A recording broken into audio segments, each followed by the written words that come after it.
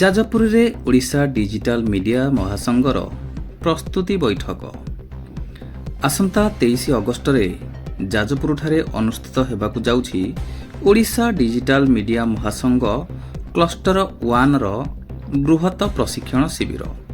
ଏହି କାର୍ଯ୍ୟକ୍ରମକୁ ସୁଚାରୁ ଓ ସଫଳତାର ସହ ପରିଚାଳନା କରିବା ଉଦ୍ଦେଶ୍ୟରେ ଯାଜପୁର ଜିଲ୍ଲା ଶାଖା ପକ୍ଷରୁ ଏକ ଗୁରୁତ୍ୱପୂର୍ଣ୍ଣ ପ୍ରସ୍ତୁତି ବୈଠକ ଅନୁଷ୍ଠିତ ହୋଇଯାଇଛି। ଜିଲ୍ଲା ସଭାପତି ପଦ୍ମଲୋଚନ ନାୟକଙ୍କ ସଭାପତିତ୍ୱରେ ଆୟୋଜିତ ଏହି ବୈଠକରେ ରାଜ୍ୟ ସଂଗଠନ ସମ୍ପାଦକ ଗୌରାଙ୍ଗ ଚରଣ ମହି, ଜିଲ୍ଲା ଉପଦେଷ୍ଟା ନିର୍ମଳ ସମକକ୍ଷ ଏବଂ ଜିଲ୍ଲା ସମ୍ପାଦକ ବସନ୍ତ କୁମାର ମଲ୍ଲିକ ପ୍ରମୁଖ ଉପସ୍ଥିତ ରହି କାର୍ଯ୍ୟକ୍ରମର ରୂପରେଖ ସମ୍ପର୍କରେ ମାର୍ଗଦର୍ଶନ କରିଥିଲେ। ଏହି ଅବସରରେ ରାଜ୍ୟ ସଂଗଠନ ସମ୍ପାଦକ ଶ୍ରୀ ମହି କହିଥିଲେ ଯେ ଆଜିର ଡିଜିଟାଲ ଯୁଗରେ ସାମ୍ବାଦିକମାନଙ୍କର ଦକ୍ଷତା ବୃଦ୍ଧି, ବୃତ୍ତିଗତ ମାନଦଣ୍ଡ ରକ୍ଷା ଏବଂ ଜାତୀୟ ଓ ଅନ୍ତର୍ଜାତୀୟ ସ୍ତରର ଜ୍ଞାନ ଆହରଣ ଅତ୍ୟନ୍ତ ଜରୁରୀ। ଓଡ଼ିଶା ଡିଜିଟାଲ ମିଡ଼ିଆ ମହାସଂଘର ଯାଜପୁର ଜିଲ୍ଲା ସାଧାରଣ କାର୍ଯ୍ୟକାରୀ ସଦସ୍ୟ ଅଟେ। କ'ଣ କହିବା ଆଜି ଓଡ଼ିଶା ଡିଜିଟାଲ ମହାସଂଘର ଯେଉଁ ଆପଣଙ୍କର ବୈଠକ ବସିଥିଲା, ଆଗାମୀ ଦିନରେ କି କି ପନ୍ଥା ନିର୍ଦ୍ଧାରଣ କରିବାକୁ ଯାଉଛନ୍ତି? ଆମର ଆଜି ରାଜ୍ୟ ନିର୍ଦ୍ଦେଶ କ୍ରମେ ଆଜି ଯାଜପୁର ଜିଲ୍ଲାରେ ପ୍ରସ୍ତୁତି ବୈଠକ ହୋଇଛି ଏବଂ ଆସନ୍ତା 23 ତାରିଖରେ ଏକ ସ୍ୱତନ୍ତ୍ର ଭାବେ ଓଡ଼ିଶା ଡିଜିଟାଲ ମିଡ଼ିଆ ମହାସଂଘ ଗୋଟେ ପ୍ରଶିକ୍ଷଣ ଶିବିର ଅନୁଷ୍ଠିତ ହେବାକୁ ଯାଉଛି, ଯାହା ସମଗ୍ର ରାଜ୍ୟକୁ ନେଇକି ହେଉଥିବା ବେଳେ 13 ଗୋଟି ଜିଲ୍ଲା ଏଥିରେ ସାମିଲ ହେଉଛନ୍ତି। ଆମର ଅନ୍ୟ ଜିଲ୍ଲା ମଧ୍ୟ ବରଗଡ଼ ମଧ୍ୟ ଆଗାମୀ ଦିନରେ ରହିଛି ପ୍ରଶିକ୍ଷଣ ଶିବିରର। ଯାଜପୁର ଜିଲ୍ଲାରେ 23 ତାରିଖର ଯେଉଁ ପ୍ରଶିକ୍ଷଣ ଶିବିର ରହିଛି ସେଥିରେ ରାଜ୍ୟର 13ଟି ଜିଲ୍ଲାର ଯେଉଁ ସାମ୍ବାଦିକ ବନ୍ଧୁ ଅଛନ୍ତି ସେମାନଙ୍କର ପ୍ରଶିକ୍ଷଣ ଶିବିର ପାଇଁ ଓଡ଼ିଶା ଡିଜିଟାଲ ମିଡ଼ିଆ ମହାସଂଘର ଆଜି ସେହି କାର୍ଯ୍ୟ ପାଇଁ ପ୍ରସ୍ତୁତି ବୈଠକ ହୋଇଥିଲା। ଏଥିରେ ରାଜ୍ୟ କାର୍ଯ୍ୟକାରୀ ସମ୍ପାଦକ ଯିଏ ରହିଛନ୍ତି ଗୌରାଙ୍ଗ ଚରଣ ମହି, ତାଙ୍କରି ଆଦେଶ କ୍ରମରେ ଆଗାମୀ କାର୍ଯ୍ୟକ୍ରମ କିଭଳି ଭାବରେ ହୋଇପାରିବ ଏବଂ ସମସ୍ତ ସଦସ୍ୟ ଏଥିରେ ଯୋଗ ଦେଇଥିଲେ। ଯାଜପୁର ଜିଲ୍ଲାର ସମସ୍ତଙ୍କର ମତାମତରେ ଆଜି ନିଷ୍ପତ୍ତି ନିଆଗଲା। ଆସନ୍ତା 23 ତାରିଖ ସମ୍ପୂର୍ଣ୍ଣ ସହଯୋଗ କରିବେ ଏବଂ ଆମର ଯିଏ ବଡ଼ ଭାଇ ରହିଛନ୍ତି ଉପଦେଷ୍ଟା ଜିଲ୍ଲାରେ ରହିଛନ୍ତି ଆମ ସହିତ ଚଗଲା ଭାଇ ଆମ ସହିତ ଅଛନ୍ତି, ସେ ସମ୍ପୂର୍ଣ୍ଣ ତାଙ୍କରି ନିର୍ଦ୍ଦେଶ କ୍ରମେ ଏହି ଆଗାମୀ ପ୍ରଶିକ୍ଷଣ ଶିବିର ଅନୁଷ୍ଠିତ ହେବ।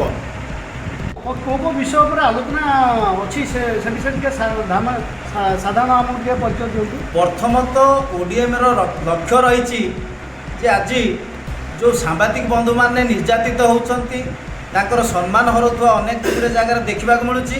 ତାଙ୍କୁ କିଭଳି ଭାବରେ ସୁରକ୍ଷା ଦିଆଯିବ, ତାଙ୍କର ହକ୍ ସମ୍ମାନ କିଭଳି ଭାବରେ ସୁରକ୍ଷା ଦିଆଯିବ, ସେ ଦିଗରେ ପ୍ରଥମ ମୁଦ୍ଦା ରହିଛି ଏବଂ କିଭଳି ଭାବରେ ସାମାଜିକ ସ୍ତରରେ ଯେଉଁମାନେ ଆଇନର ପାଖରେ ପହଞ୍ଚି ପାରୁନାହାନ୍ତି, ଅଧିକାର ପାଉନାହାନ୍ତି, ଅସହାୟ ଅଛନ୍ତି, ତାଙ୍କ ପାଖରେ ଏ ପହଞ୍ଚି ଆମର ODMର ଯେତେ ସାମ୍ବାଦିକ ବନ୍ଧୁ ଅଛନ୍ତି ସମସ୍ତ ସମସ୍ୟାକୁ ସମାଧାନ ପାଇଁ ଲୋକାଲୋଚନକୁ ଆଣିବା ସହିତ ସରକାର ପାଖରେ ପହଞ୍ଚାଇକି ତାଙ୍କୁ ନ୍ୟାୟ ପ୍ରଦାନ କରିବା ପାଇଁ ମୁଖ୍ୟ ମୁଦ୍ଦା ରହିଛି ଏବଂ କେଉଁ ସ୍ତରକୁ ଯାଇକି କିଭଳି ଭାବରେ ସାମ୍ବାଦିକତା କରିବେ ଏବଂ ସମ୍ମାନ ବଜାୟ ରଖିବେ ତା ଉପରେ ରହିଛି ପ୍ରଶିକ୍ଷଣ ଶିବିରର ମୁଖ୍ୟ ଲକ୍ଷ୍ୟ।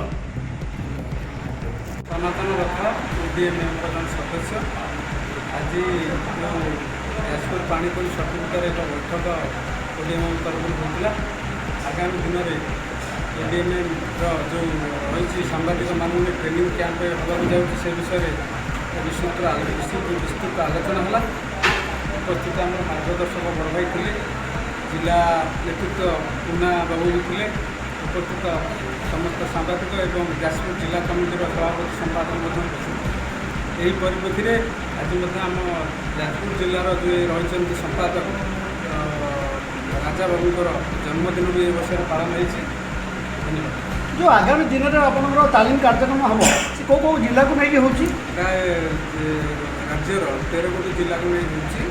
ଜିଲ୍ଲାର କୋଣ ଅନୁକୋଣରୁ ପ୍ରାୟ 300ରୁ 400 ସାମ୍ବାଦିକମାନେ ଯୋଗ ଦେବାର ବ୍ୟବସ୍ଥା ରହିଛି। ଏହାକୁ ODM ତରଫରୁ ଆମ ଯେଉଁ ଯାଜପୁର ଜିଲ୍ଲାର ଯେଉଁ ସାମ୍ବାଦିକ ଭାଇମାନେ ଅଛନ୍ତି ସୁଚାରୁରୂପେ ଦାୟିତ୍ୱ ତୁଲାଇବେ ବୋଲି ମୋର ଆଶା ଓ ବିଶ୍ୱାସ। କ'ଣ ପରିଚୟ ଟିକେ ଦେଲେ? ନିର୍ମଳ ସାମଲ, ଓଡ଼ିଶା ଡିଜିଟାଲ ମହାସଂଘର ଯାଜପୁର ଜିଲ୍ଲାର ମାର୍ଗଦର୍ଶକ ଅଛି। ସାର୍ କ'ଣ କହିବେ ଆଗାମୀ ଦିନରେ ODM ସଂଘ ପାଇଁ? ଆଜି ODMର ଯାଜପୁର ଜିଲ୍ଲା ସ୍ତରୀୟ ପ୍ରଶିକ୍ଷଣ ଶିବିର ଅନୁଷ୍ଠିତ ହୋଇଯାଇଛି ସେଠି ସମସ୍ତ ସାମ୍ବାଦିକ ଭାଇମାନେ ମୋର ଯୁବବନ୍ଧୁମାନେ ଉପସ୍ଥିତ ଥିଲେ। ଆଗାମୀ ଦିନରେ ଆମେ ସୋସିଆଲ ୱାର୍କିଂ ହେଉ ସାମାଜିକ ସ୍ତରରେ ଆର୍ଥିକ ସ୍ତରରେ ଆମେ ସମସ୍ତ ଲୋକଙ୍କ ପାଖରେ ପହଞ୍ଚି ତାକୁ କେମିତି ଆମ ଜିଲ୍ଲାର ବିଭିନ୍ନ ସାଂଗଠନିକ କାର୍ଯ୍ୟକ୍ରମ ଦୁର୍ନୀତି ଏସବୁ ହେଉଛି ଆକୁ ରୋକିପାରିବା, ଏହା ସାମ୍ବାଦିକମାନଙ୍କ ନିର୍ଭର ଲକ୍ଷ୍ୟ। ଆଉ ଆଗାମୀ 23 ତାରିଖ ଦିନ ଆମ ରାଜ୍ୟସ୍ତରୀୟ ODM 13ଗୋଟି ଜିଲ୍ଲାକୁ ନେଇ ପ୍ରଶିକ୍ଷଣ ଶିବିର ସଠିକଠାରେ ଯାଜପୁର ଜିଲ୍ଲା ତରଫରୁ ଆୟୋଜିତ ହୋଇଯାଉଛି।